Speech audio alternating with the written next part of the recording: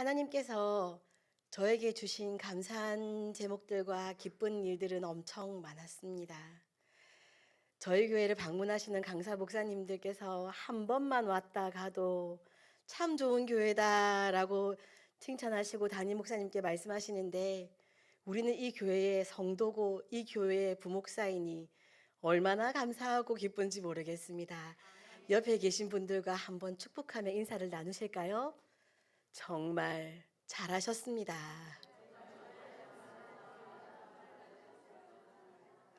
엄청 좋은 교회 다니고 계신지 아시지요? 저는 오늘 하루만 해도 우리 교회, 제가 저희 교회 다니고 있다는 것이 엄청 행복했답니다. 말씀을 나누겠습니다.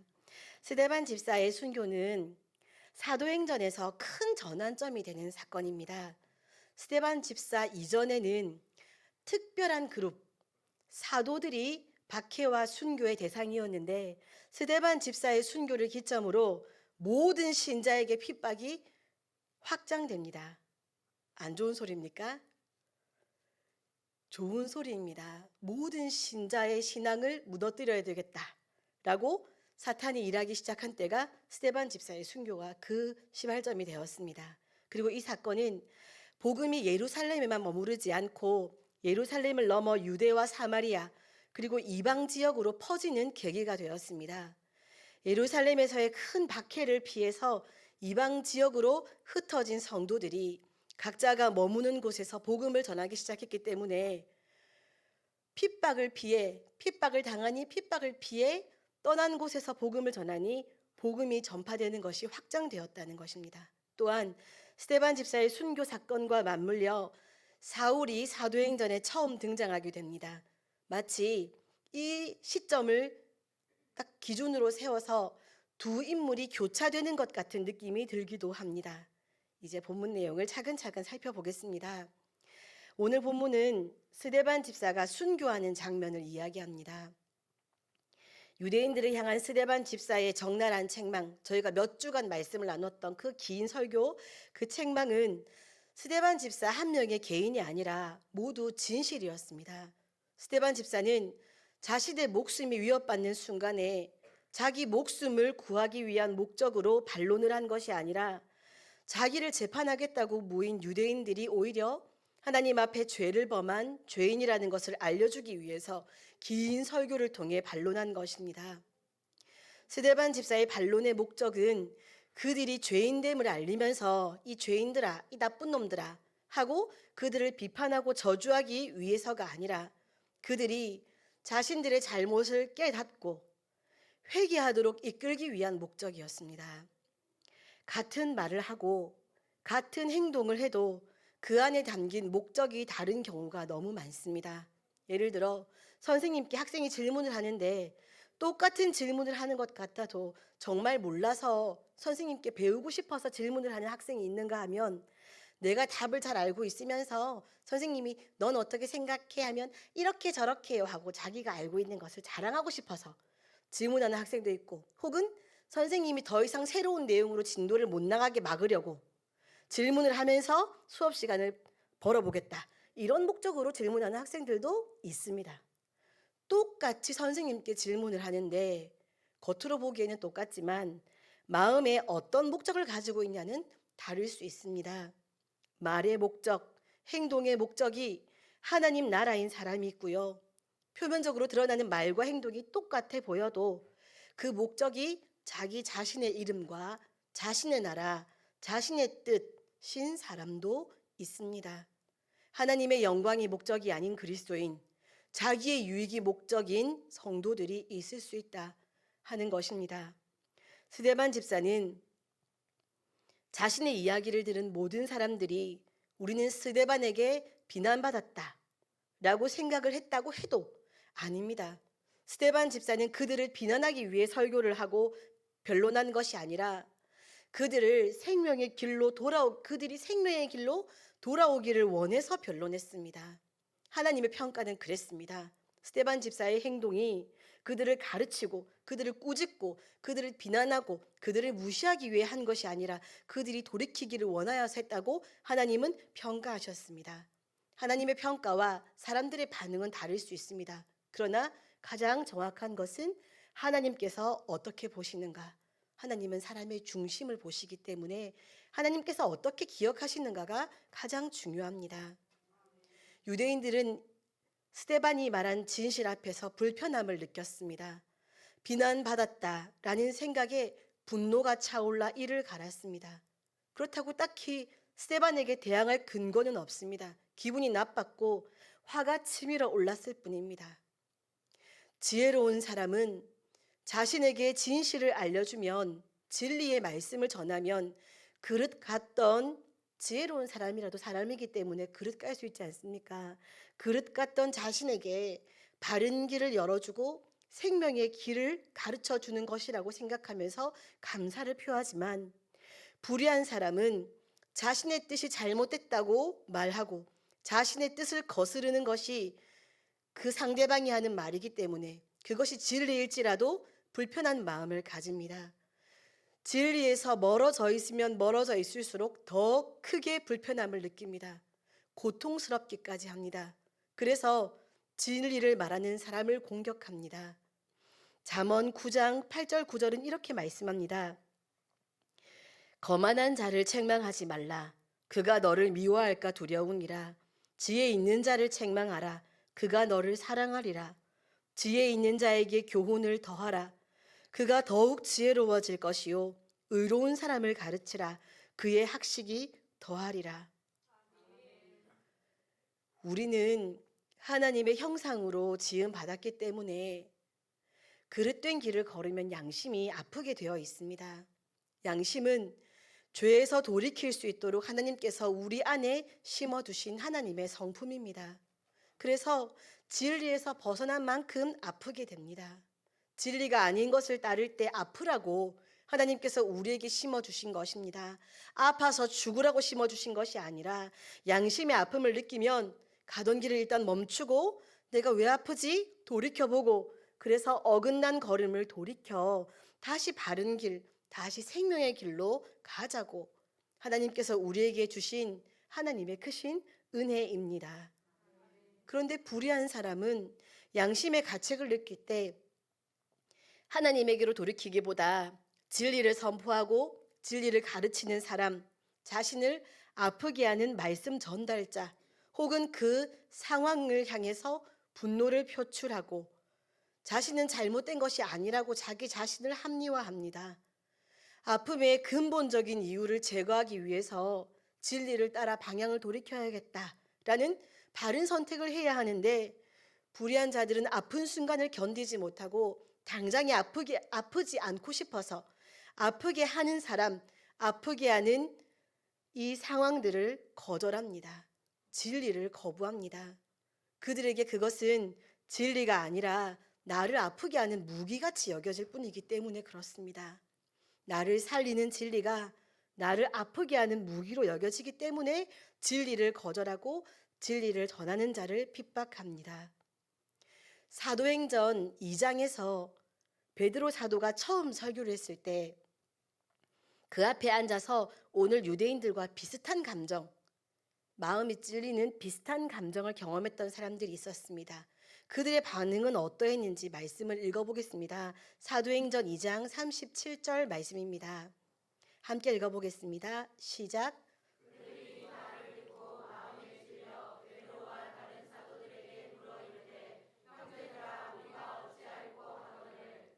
아멘. 비교 차원에서 오늘 본문 7장 54절도 다시 한번 읽어보겠습니다. 스크린에 나옵니다. 시작.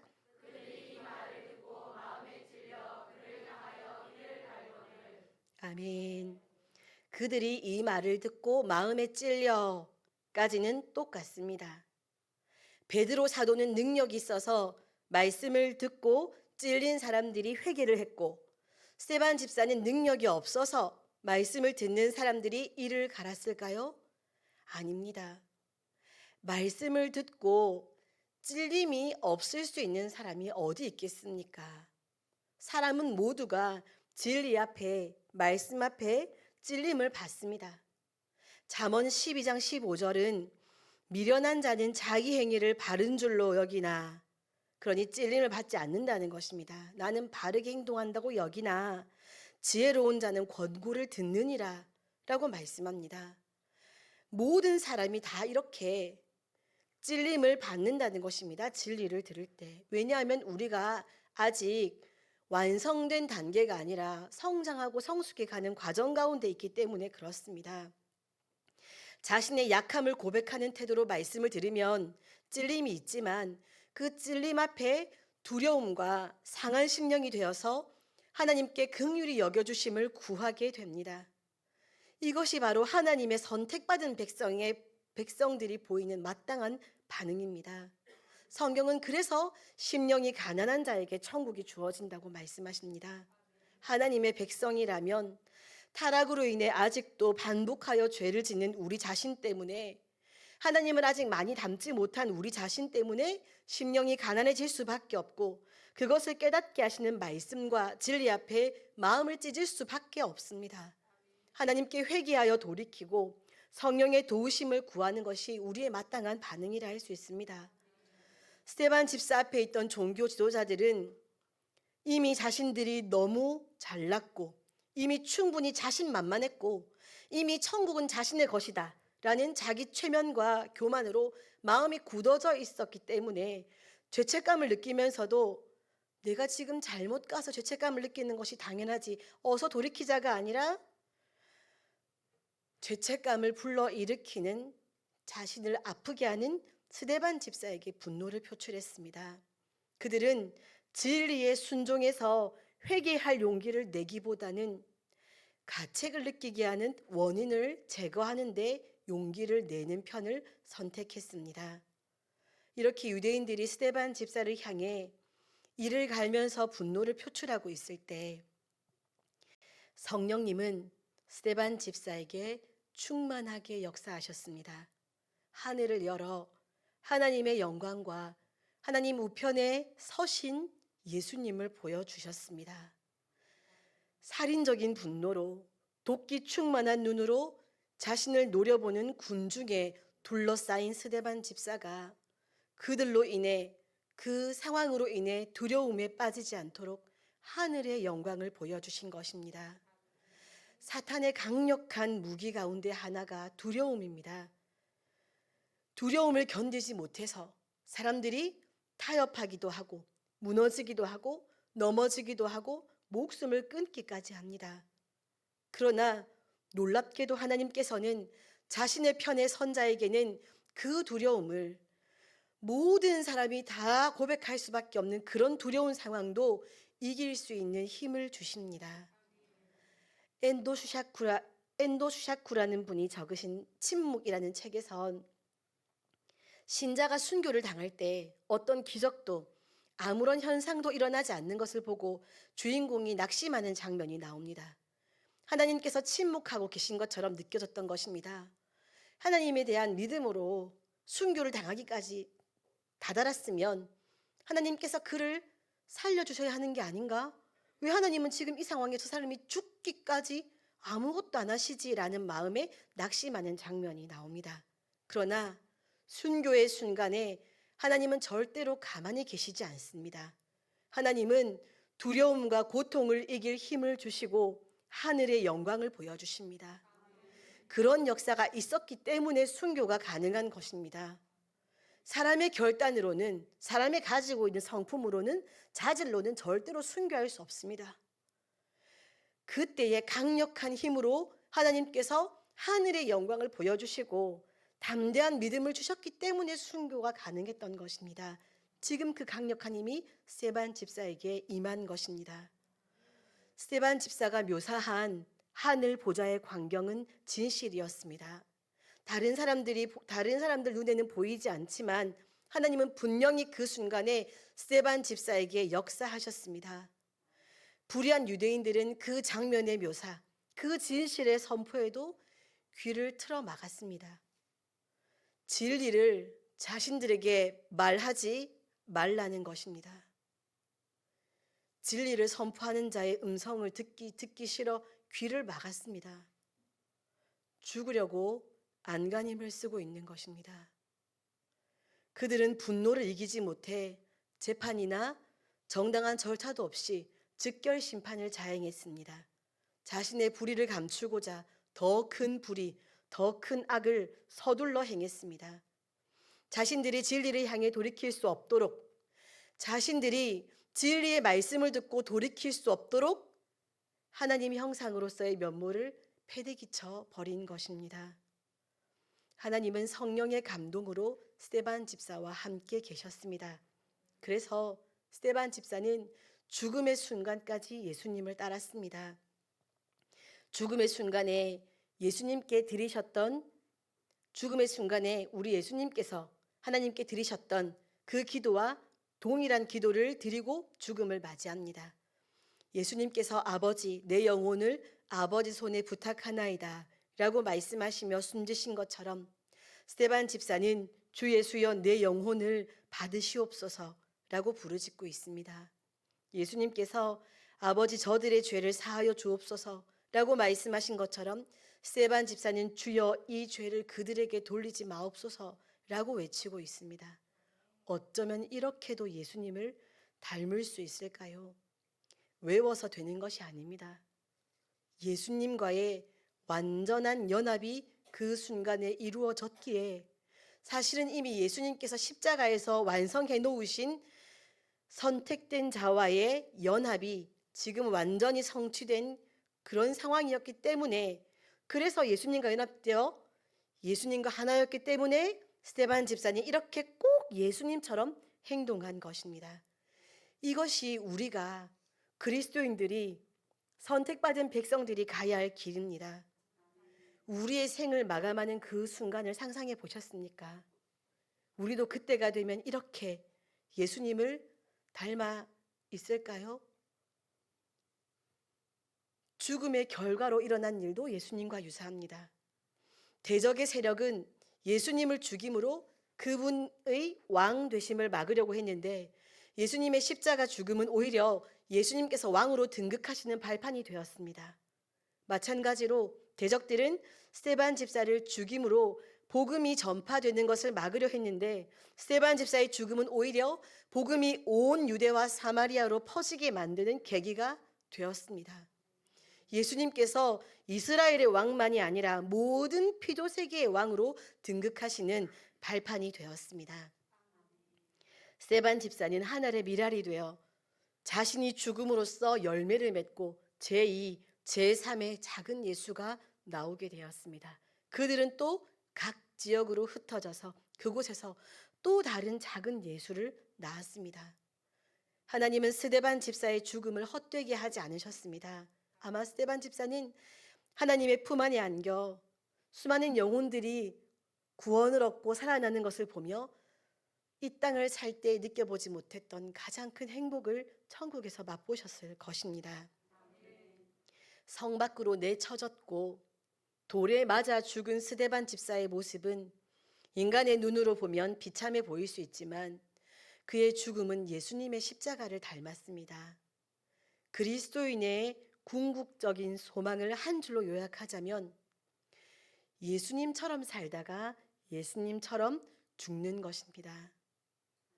많은 성도가 이 말에 부담을 느끼기도 하고 어떤 이는 이런 일이 일어날까 두려워하기도 하지만 이것이야말로 세상에 속한 그 어느 누구도 자기 힘으로 자기 결단으로 경험할 수 없는 영광스러운 삶입니다. 이 땅을 살아가면서 모든 사람들이 눈에 보이는 이 몸이 살아가는 것에 집중하여 살아가고 있는데 선택받은 누군가는 이 땅을 살아가면서 예수님처럼 살아가고 생이 마감하는 것 누구나 다 코에서 호흡이 끊어져 다 죽게 될 텐데 누군가는 예수님처럼 죽는다. 가장 영광스러운 삶이라 할 수 있습니다. 하나님은 십자가의 시선을 고정하고 살아가는 사람에게 두려움을 이길 수 있는 담대함을 공급해 주십니다.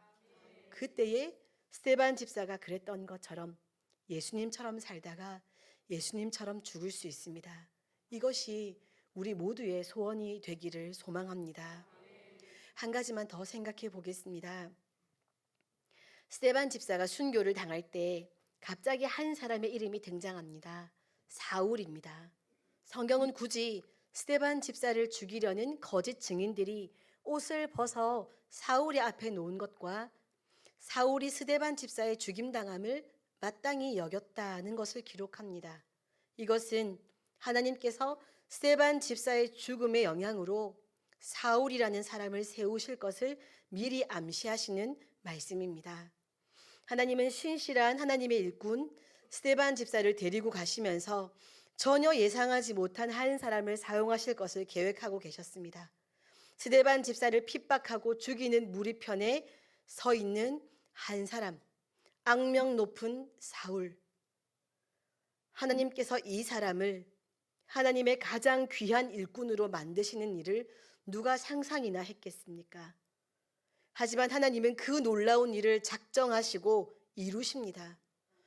스데반 집사가 사라져서 생기는 공백을 사울이라는 사람을 통해 완벽하게 채우십니다. 이것이 바로 하나님의 능력이고 한계 없으심을 증명하는 사건입니다.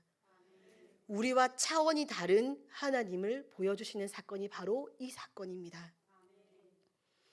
하나님의 지혜와 경륜을 이해할 수 없을 때가 너무 많습니다. 그렇지요. 우리가 생각할 때는 이쯤에서 그만해 주시면, 이쯤에서 공급해 주시면, 이쯤에서 역사해 주시면 참 좋겠다라고 여길 때가 많은데, 하나님의 경륜은, 하나님의 지혜는 이쯤에서가 아니라 우리가 상상하지 못한 그때가 되는 것, 우리가 이해할 수 없을 때가 너무 많습니다. 우리는 종종 내가 아니면 안 될 것 같이 여기며 내 주장이 하나님의 일에 가장 좋은 방도가 될 것처럼 큰 소리를 내어 주장하곤 합니다. 내가 이 주장을 하지 않으면 마치 교회에 큰 일이 생길 것처럼 내 생각대로 교회의 사역과 목표가 진행되어야 한다고 주장하곤 합니다. 혹은 꼭 저 사람이어야 한다고 고집부리고 내게 잘 맞는 성향의 사람이 하나님의 공동체에도 꼭 필요한 유일한 사람인 것처럼 여길 때도 있습니다. 하지만 사울의 등장을 보면서 하나님께서 쓰시지 못할 사람은 없구나 라는 것을 다시 깨닫게 됩니다. 우리 하나님의 위대하심을 진심으로 고백하게 되는 것이 이 사건입니다. 미워서라도, 사울이 한 짓이 너무 미워서라도 안 쓰실 것 같은데 하나님은 그를 쓰십니다. 우리 생각에는 복음을 열심히 전했던 스데반 집사가 사라지면 하나님의 나라가, 교회가 쇠할 것 같고 복음 전파가 주춤할까 염려되지만 실상은 그렇지 않습니다. 그렇지 않은 정도가 아닙니다. 오히려 하나님의 나라는 사울이라는 사람을 통해 더 빨리, 더 놀랍게, 더 대단하게 전진했습니다. 스데반 집사의 퇴장과 사울의 등장을 보면서 우리는 하나님 나라와 복음의 전진은 사람이라는 존재나 사람이 가진 어떤 조건이 주요한 요소가 아니라는 것을 깨닫게 됩니다. 하나님 나라는, 하나님의 영광은, 복음의 전진은 전적으로 하나님의 손에 달려 있음을 다시 한번 느끼게 됩니다. 또한 내가 아니면 안 된다는 교만, 꼭 저 사람이어야 한다는 아집을 모두 버려야겠구나 라는 것을 깨닫게 됩니다. 하나님께서 사람을 쓰시는 방법은 우리의 고정관념을 넘어섭니다. 하나님은 우리의 예상을 뛰어넘어 사람을 택하시고 그 사람을 통해 하나님의 놀라운 역사를 거침없이 이루십니다. 사랑하는 새벽교회 성도 여러분, 정말 우리 교회가 하나님의 교회라면, 우리 교회에 하나님께서 일하시고 계시다면 아무 문제 없습니다. 정말입니다.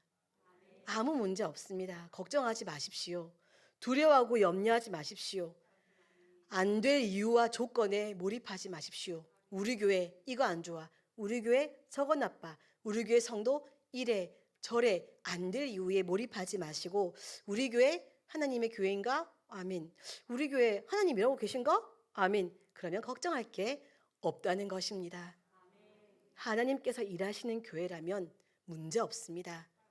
도리어 우리는요, 우리 스스로를 돌아보며 두려워해야 합니다. 우리 스스로를 바라보며 걱정해야 합니다.